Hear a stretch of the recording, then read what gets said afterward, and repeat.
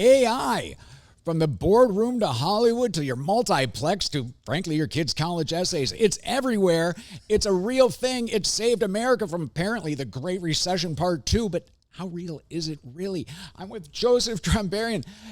Brett Turner with Travada. Now, Brett, you're a CEO. Not only that, but you were at Amazon the last time we saw this movie, which was basically in the form of the internet 20 years ago. Talk to me about how this is similar and how real should we be considering this AI moment? It's a huge moment. I mean, you think what's going on right now, it's and then everything exploding, the summer of AI.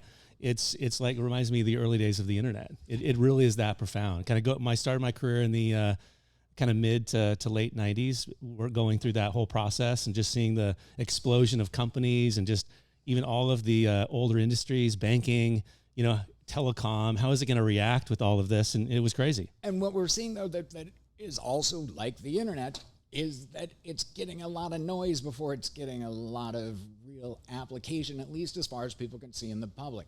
In 1996, Mission Impossible comes out. The knock list is going to leak on the internet, and that's a big, scary thing that everyone has to be worried about. Dead Reckoning Mission Impossible Part 8 million comes out this month. AI is literally the MacGuffin. It is of the moment to that degree.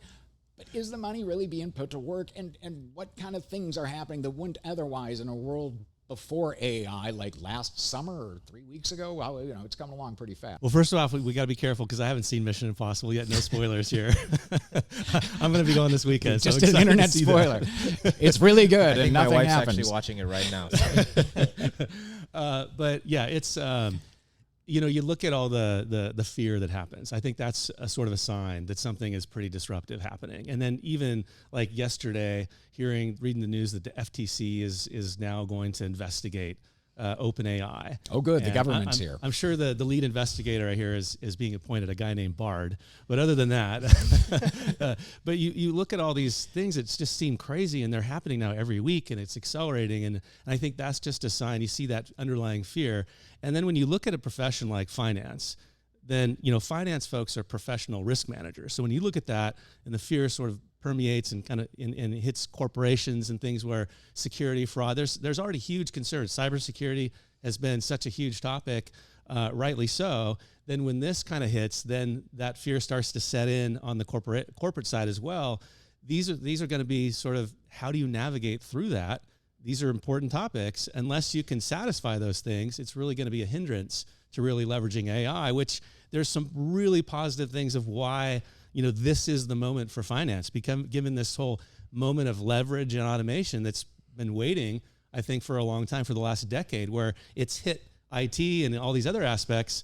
It still hasn't really hit banking and finance, and it needs to. So this is sort of a clash of riptides that's starting to happen with this. It's really exciting, but it's also a little crazy to see the headlines. Let me dig a little deeper into the finance point, because that's a classic sector where they were reluctant to get on the internet. They kind of went on the internet. Okay, you can look up your accounts online, and they sort of froze there. And we've kind of been stuck in that same, you can look your account up online, but we don't really want to be part of this all that much. Now we have this huge flood of capital. How's that going to turn out? How does this play out in terms of pushing finance over the goal line?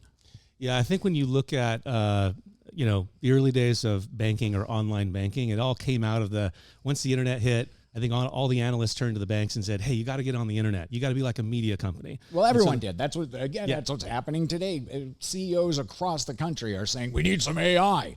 Yeah, totally. And here comes $100 million applied to what exactly? We'll figure it out when we get there. And it seems so silly. But I think there's real, through that though, there's always these real practical applications that truly matter. And this is what's fun, because, we're less about trying to get headlines and, raise lots of money. But we're actually really solving problems and putting this to work in a way that's going to hopefully drive down the promise, all of this manual work that's very clunky.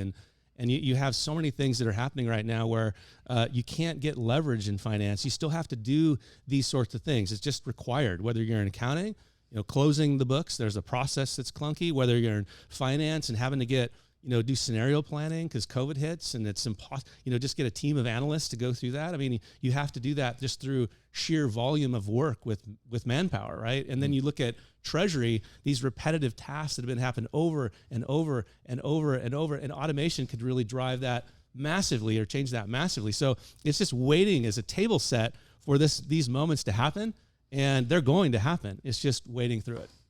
Outstanding. Hey, it's coming to your multiplex. It saved the world. It's AI, folks.